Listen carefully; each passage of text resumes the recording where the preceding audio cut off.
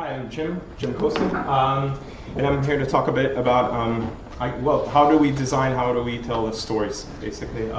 My background is, real quick, I'm an interaction designer. I don't know if that, I design software and how people experience systems, I guess you could say. I'm an author of sorts as well. And I'm here to talk about just how we experience stories of the past, I guess. And I've done stuff for a lot of these guys, most recently the Home Office, so around actually stuff related to what we're going to talk about tomorrow around border intelligence, which is quite fascinating. And that explains it better than anything, really.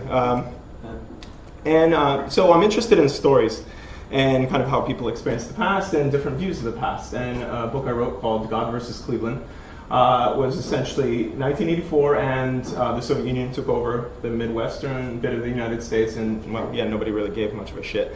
And I was experienced in, well, how do we experience stories now that everything's digital? And those, well, you know, Amazon knows where you're at in the story at all times. So I was interested in, well, you can actually design in the story talking back to you. So you could get text from the characters, or you could get calls pre-recorded. And I was interested in kind of how we read in sorts of systems now. And a lot of that, believe it or not, parlayed into quite a large project called Pervasive Monuments, half of which was called Bonacchi, which I worked on at Horizon Digital Economy Research.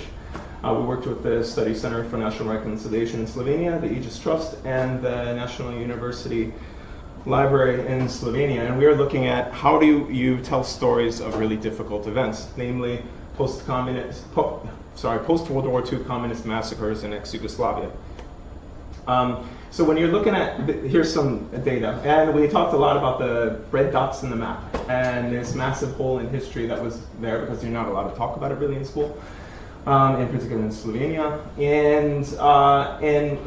and so, you know, we kind of did some experiments, and it's interesting because all of our data experiments kind of failed, namely because our post-conflict educational specialist attached to the project said, well, red dots on the map is the worst way to talk to kids about this sort of stuff. He had a bit of experience with this because his previous job was how do you talk to German kids about the Holocaust? And he goes, what you want to do is the exact opposite. You want to take them down a nice little funnel and then expand into the scope later. And that's actually what we did in Slovenia. So we took kids out, they're 15 to 17. We took them out to the woods to one of these particular massacre sites. And that particular site was 2,200 people. There were signs that we put on the trees, and we built basically what's PBX's phone system. And it says, to find out what happened here, call this number. So all the kids got together. They called the number, and it took them on a tour, this really quite Blair Witch tour going through the woods, in close about 30 kilometers north of the Croatian border.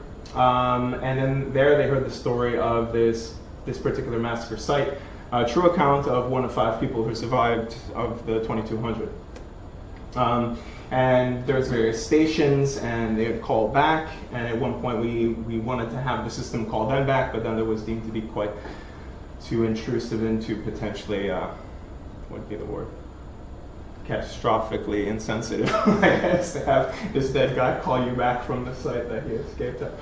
And at the end was kind of the wrap-up. They went to the 3rd station, they pressed yes to continue, so, and then this was the actual massacre site. And then at the end, we took all of that and we kind of expanded out the scope of it, looking at where were all the different massacre sites, where did it occur in kind of context, what was the story of that particular place. And then kids were sent texts, and then they could kind of text back, and we were looking at kind of what was the economy around this thing, kind of people, they could actually record voice messages back to the monument. So we were looking at monuments as kind of living, technical, systemic things. And kind of just things I've been working on more recently is, well, people read a lot differently. It's not like this anymore, it's more like that. You know, you're on the bus, you have 10 minutes to read that, you're waiting for the dentist, etc. And kind of that our experience of stories, and in particular history, is just kind of bits and bobs that you kind of search, you navigate, you don't read a book straight through anymore, it seems. And so I wrote another book about these 5 characters in 1683. In the siege of Vienna, and in these bunches of places, they're going from what is now Istanbul to Vienna, because it was about the 1683 siege of Vienna. And I was interested in, well, how do you tell about parallel timelines and all these different perspectives? How do you talk about all this stuff happening at the same time? And technology is really good for this stuff.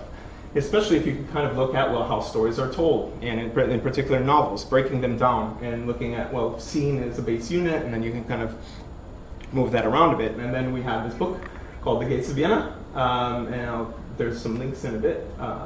And so you could read by, you can choose your point of view, and then you always know how much it's going to take you for, or you could read by when, what happened, for instance, in August 1683, and finally where. So where the clusters, 5 scenes took place around Vienna, 4 in Istanbul, let's say. And I'll just skip that because the demo might take a bit. And yeah, it's on this thing called Bastion. So that's a platform I built to house this, and it's on the App Store. To download that book, you need the code 7123. And so if you go to, let's say, 15th century Renaissance painting, it looks a bit like this, and you might be able to turn it into something like this. Again, something potentially more usable, more engaging for children, like kids more especially, and kind of looking at kind of expanding stories into more immersive experiences. Like if you went to the Somme, can you tell me about what happened here? Can you show me where this took place? If I'm right there next to that fort where this assault was 100 years before? And that's it. Thanks. Sorry, it's real quick, but yeah, not much time. Thanks.